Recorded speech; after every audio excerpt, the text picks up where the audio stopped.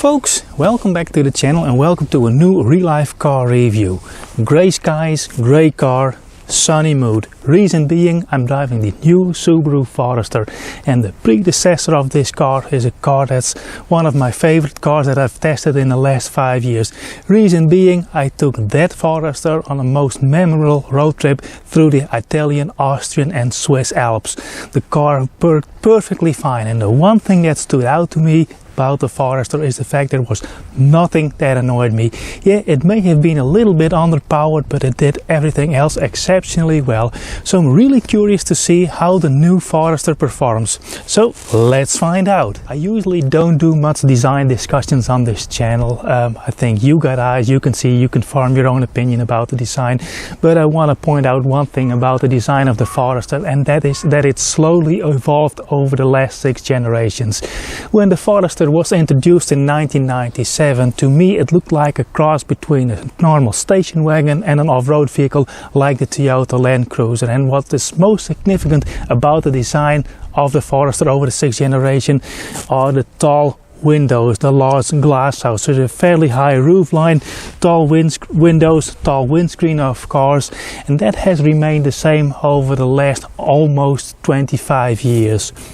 There are people that have been criticizing Subaru designs, but I always say, and this is a little bit a tongue-in-cheek remark, but also it has a serious undertone, Subarus are designed by engineers. It's function over form, and the Forester always has been a good example of that. Let's have a look around the back and show you what I mean. One of the things that shows the practicality of this car is, for example, this shut line of the boot lid. It's all the way to the side of the car. When you open it, of course it has an electric boot lid opener. You're greeted with a very large opening and a large cargo space. As it is, with the rear seat up, it's 508 liters. I will fold them down for you, and there are these handy buttons over here. Look at that. It's so simple and it's enormous. I'll set the camera up and give you a better look at this. You also have all these little tow hooks, but they are plastic, so they are not intended to strap something down. And when we look underneath here, by the way, we have this nice rubber like floor mat. We lift this up, there's a little compartment over here, and over there is the battery for the hybrid system, a 13.5 kilowatt hour battery. So let's have a peek in the engine bay. So as said, this is a hybrid, and let's pop the hood. Well, this is a very light aluminium hood, no gas struts, but we do have a traditional hood prop. So this is the only powertrain we get over here in the Netherlands and in most European countries. Other markets get a 2.5 liter hybrid version. We only get the e-Boxer hybrid, and despite this being a hybrid, this car is taxed to death over here in the Netherlands. There's always the elephant in the room with Subarus, especially in our country, but they do have a non-compromise approach when it comes to drivetrain. So always fitting every car with a symmetrical all-wheel drive system. Yeah, that pushes down on the emissions, and you pay extra taxes for it, even though this is a hybrid. As tested, this car is 75,000 euros, of which are almost 30,000 euros in emission taxes. It's different in other European countries, but that's why these cars sell in such low volumes over here in the Netherlands. Onto the engine itself. 2 liter, naturally aspirated, flat 4, of course, needless to say it's a Subaru, which runs in Atkinson cycle. 136 horsepower, 182 newton meters. What makes this a hybrid is the electric motor that lives in the transmission. It's a 16.5 horsepower engine, making up to 66 newton meters. Subaru doesn't combine those numbers. They say the power output is 136 horsepower, which is provided by the combustion engine itself. And the electric motor in here purely has an assisting role. It's been called a mild hybrid, but typically in a mild hybrid you have an integrated starter generator that always needs the internal combustion engine to run in order to provide assistance. It's incapable of driving the car in EV mode. This car can. It has a purely electric motor that can drive the car up to 40 kilometers an hour, and it can accelerate the car from a standstill, but the internal combustion engine kicks in real fast. And yeah, with 16.5 horsepower it isn't all too powerful. But I will say this, the way those two motors, or the electric motor and the internal combustion engine cooperate. The handover is seamless, and the electric motor also starts the internal combustion engine, and it does it without any shudder. It's very smooth, it's very seamless. The transmission itself is Subaru's Lineartronic. It's a pure CVT transmission, driven on one side by the internal combustion engine, and the other side of the pulley it's driven by the electric motor. And what is interesting about this system is that Subaru doesn't use a push belt but a chain instead, which can transfer much more torque. One thing to note about this engine, it is direct injection only, so you don't have port injection in here, so you have to be aware of carbon buildup in the intake system, especially the intake valves, if you keep this car long term. But this arrangement, having a flat floor, you pull off this cover and you can already see the intake system, so a good Subaru mechanic only needs 10-15 minutes to have access to the intake valves. Despite the fact you have to keep an eye on the carbon buildup, I know these engines as very reliable. They are not overly powerful, they have a large technical overhead, so to speak, so they will last you a very long time. And as said, everything is very well accessible under this hood.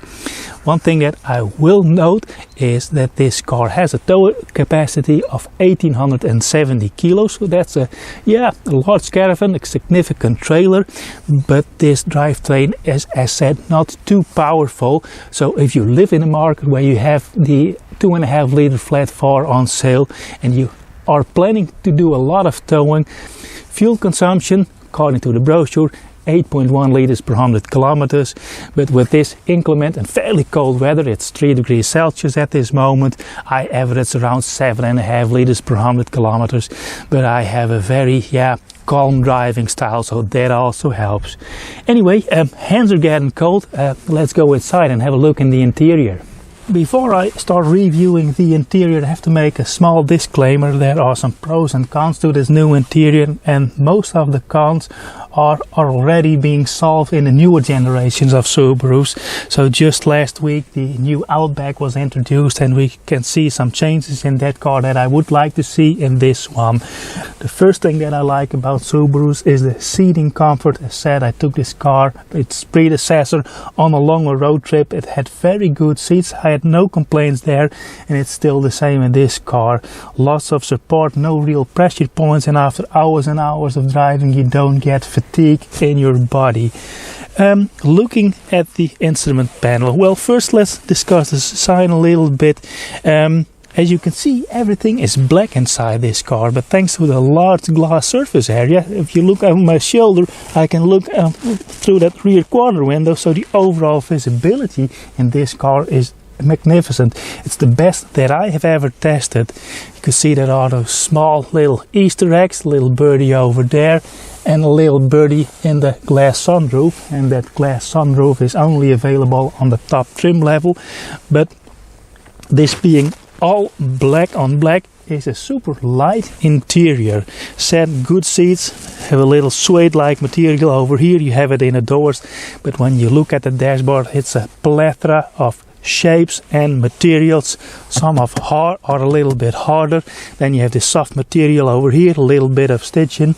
As said, with the exterior, this is an interior that has been designed by engineers, and I think it is really functional. Some people may think it's not the most pleasing to the eye, but I kind of like it because it just works.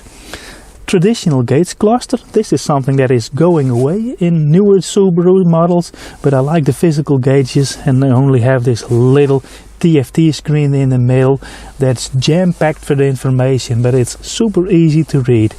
Steering wheel, I hope the handicap will show this, has a lot of buttons. One thing that I do like is that we have the heated steering wheel button on the steering wheel itself, and you have this distance setting buttons for the adaptive cruise control. In a lot of other cars you have to cycle through, going from large following distance to the shortest following distance. You push it again and then it jumps back to the largest following distance, and that it can suddenly slow down and even brake because it jumps from the shortest to the longest following distance. And also we have these flappy pedals for the simulated gear shifts, but I haven't been using them. Kind of the elephant in the room is this large infotainment screen that also houses most of the climate control functions. We do have buttons for the temperature setting. It's dual zone, of course it is, but you can switch it off and it takes about 10 seconds, then the screen goes completely black, and I kind of like that option. So now it's black. Now if I want to change the fan speed or which fans I want to use, that's something that I do during driving, especially during inclement weather. I have to touch the screen and always this little cluster for the climate control pops up. But in newer Subarus we get physical buttons back. Now let's activate it again by holding down the volume button. So there's everything. In a Subaru, X mode is the advanced all-wheel drive system. In the outgoing generation you had a controller on the center console where you could change it on the fly, but in this car it is hidden in screen. It's either here in the widget menu, which you can change, so you have fuel consumption, and well, this for the navigation.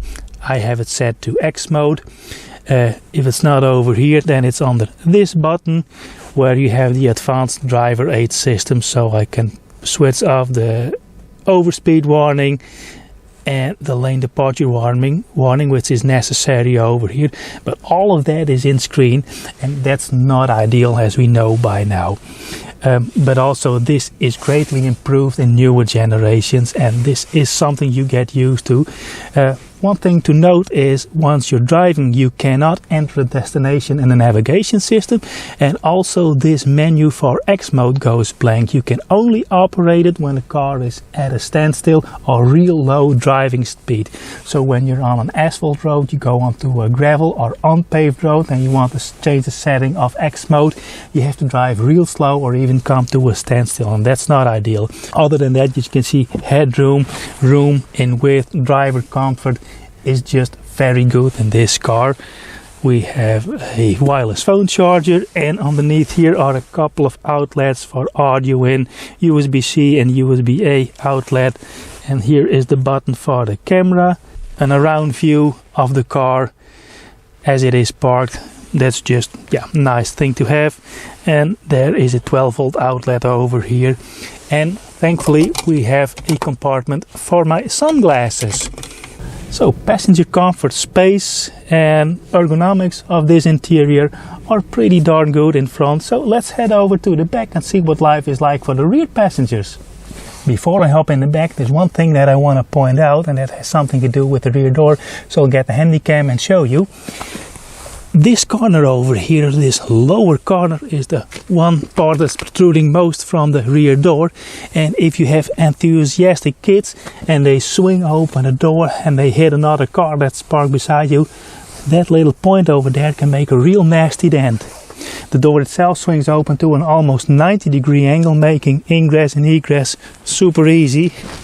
And the seating position, especially the leg room, the headroom, is, would say, second to none. This is really spacious. Coming to think of it, this is in the Lexus ES300 territory. I have lots of legroom. I can stow my toes underneath the driver's seat. The seat itself is pretty high up in relation to the car floor, and this is a good place for adults to spend a couple of hours on longer trips. The seat in this car doesn't recline. That was the case in the outgoing model. In this one it doesn't.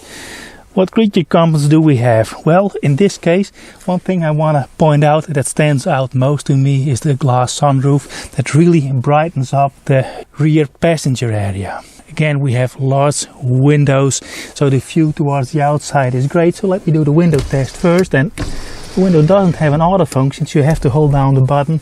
But as you can see, the view towards the outside is great if you have smaller children or children that are very sensitive to car sickness or motion sickness. Yeah, these large windows can counteract it because they offer so much view towards the outside. Rear passengers do get a vent in the back, and we have a USB-A and C outlet, and in this version we have heated rear seat in 2 levels. Pretty good. Seating comfort, the seats themselves are a little bit harder, and we do get a little armrest with 2 cup holders over here. So it's about time we go for a drive, and I want to do that in two sections, one on off-road section and one on a paved roads, so we have a good impression of these capabilities and the ride and handling and comfort of the new Subaru Forester. Let's go! Alrighty folks, as the French say, on y va, let's go out on the road. And during the first few meters that I drove with the new Forester, I could tell it has a different setup than the outgoing model. This is quieter car, but also the suspension setup is much more aimed at comfort. There's a lot more motion in the vertical direction. The car is moving around a bit more on its suspension, much more so than the outgoing model. And I did like the previous generation for that. I would say that a Forester isn't the most inspiring, engaging car to drive, but then again, I don't blame Subaru for making the new Forester a little bit more comfortable. Another thing that has changed is the noise insulation, especially for the engine. Now, thanks to its nature, the flat 4 is pretty vibration free.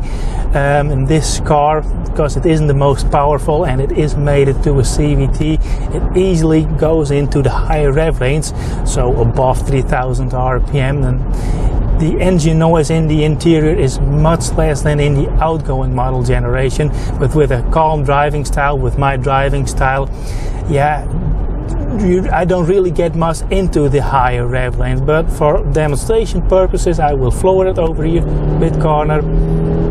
It's 5000 RPM. There's a fake shift, a simulated shift, and well, we've gained quite a bit of speed. I'm not going to say how much, but you don't get a push in your back. The car isn't that overly powerful with 136 horsepower on 1770 kilos of vehicle weight. But what you don't notice, there is a very linear acceleration. So you think, well, the engine is revving and keeps on revving because, yeah, it's a CVT. But in the meantime, it does build up quite a bit of speed. Only at speeds above 140 kilometers an hour, you can tell that the engine is lacking power and the transmission goes into a lighter gear ratio. So it does a sort of a downshift, so to speak, and then the car keeps on living in the high rev range, and then it can be a little bit noisy. But the noise insulation from the engine, as said, is good. You do hear the engine, but it's never annoying or it never really bothers me. And also to the shape of this car, it has a pretty large frontal surface area. You do have more wind noise than you would have in a normal station wagon like the Subaru Outback.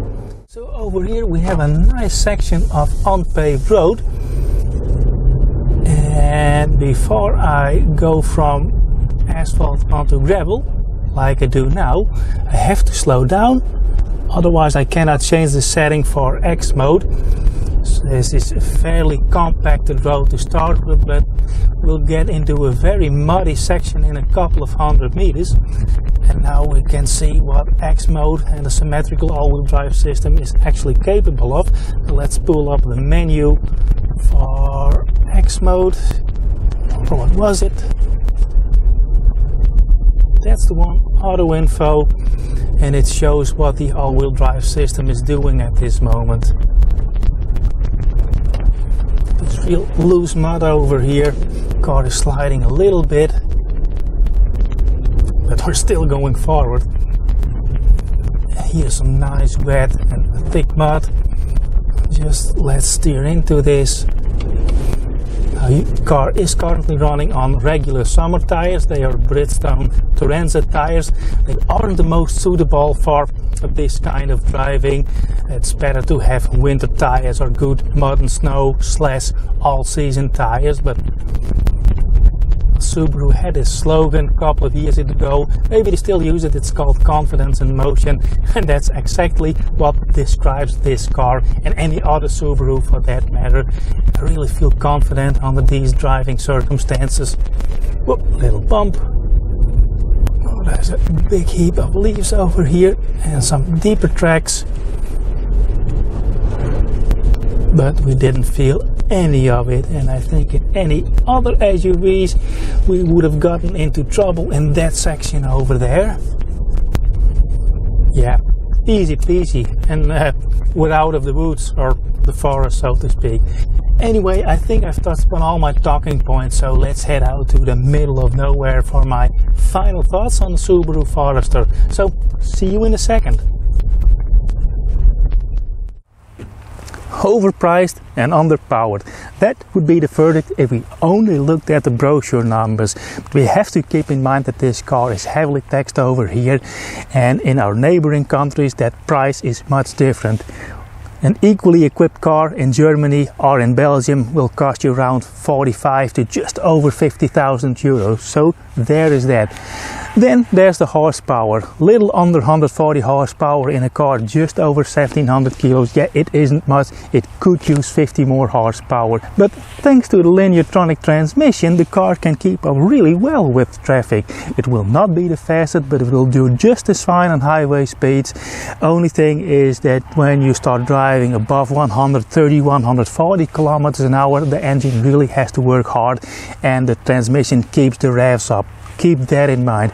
But if you don't do a lot of highway driving and you want to use this car as a family car when you go off-roading on the regular, or if you have to tow a trailer, a horse box or a caravan of such, with 1900 kilos, almost 1900 kilos of towing capacity, car will do just fine. As mentioned, if you have the option of a 2.5 liter flat 4, go for that one if you do a lot of towing, but you can rest assured that the e-Boxer will do the job just as fine. And I am willing to bet that the Subaru Forester will give other competitors with all-wheel drive, optional all-wheel drive, maybe twice the horsepower, will get a run for their money when you really start going off-road, because off-road and driving on unpaved roads, going uphill on snowy mountains doesn't require horsepower, it does require control in the drivetrain, and that's exactly what the symmetrical all-wheel drive with X mode will give you.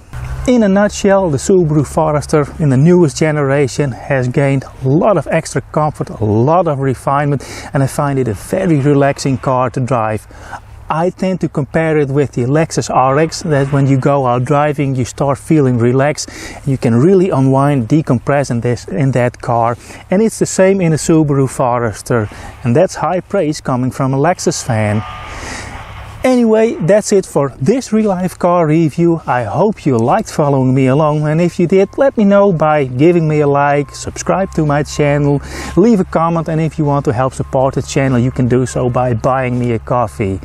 That's it for this real-life car review. I won't be filming a lot of real-life car reviews upcoming period. I have to undergo some health treatments. The weather is getting cold, so it's not so nice to film outdoors, but I hope to be back with a new real-life car review anytime soon. If I can get my hands on an interesting car, I'll make a video about it. Anyway, that's it for now. Thanks for watching. Bye.